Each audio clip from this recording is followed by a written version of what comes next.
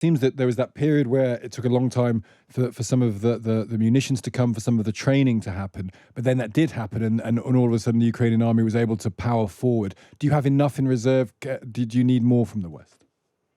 Well, there is a plan, and this plan is being implemented. And yes, the plan assumes that more equipment and weapons will be coming. So I don't think the plan is going to stop. But the Western partners, including UK, of course, they know about that plan. So they're part of it because it's been developed together. So it's not that Ukraine needs to ask for more equipment. It's more likely that Ukraine and the closest Western allies are working on the same operational plan now.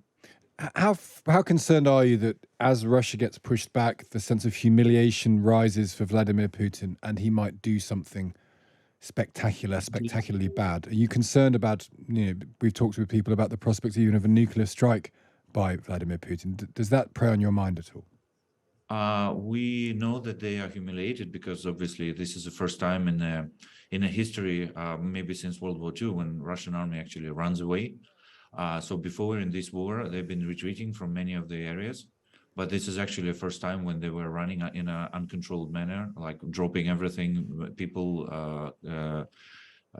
cars, vehicles, ammunition, and so on, and just many of them like ran just like not within even the units, just as individuals.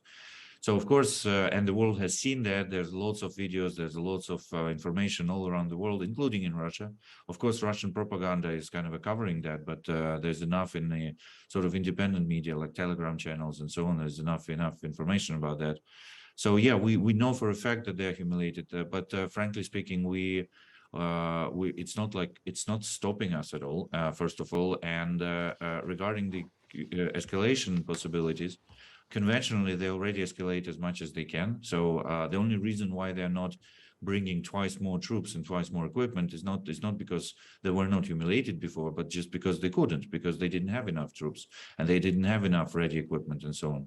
So concerning the nuclear strike, I don't think this is a time when Putin actually can play with that, because there are a whole number of reasons why Putin is not engaging nuclear at the moment, and I don't think that those reasons have changed. So no. To be honest, I don't think it will seriously worsen our situation. What about this as an argument that it's going to take a very long time for you to drive Russia completely out of Ukraine? They're very well embedded in Crimea, of course. They've been there for several years. This war, if you don't drive them out completely, is going to have to be ended by negotiation. Why not go to the negotiating table now from a point of strength? Because you're winning, you have momentum, therefore you might be able to get more from Russia. Is there any part of you that thinks that's the strategic route to now follow? At the moment, no. At the moment, we don't think so, because negotiation is always some sort of compromise, and you need to write something in the negotiation agreement and put it down. And frankly speaking, it's very difficult to imagine right now what we can write in that agreement, because first of all, Russians are not planning any negotiations. They're planning to continue. Putin is not planning for any sort of compromises. But secondly, Ukraine is not prepared to give out any land, because this will reward Russia for what they're doing and actually reinforce them that their strategy was perhaps correct.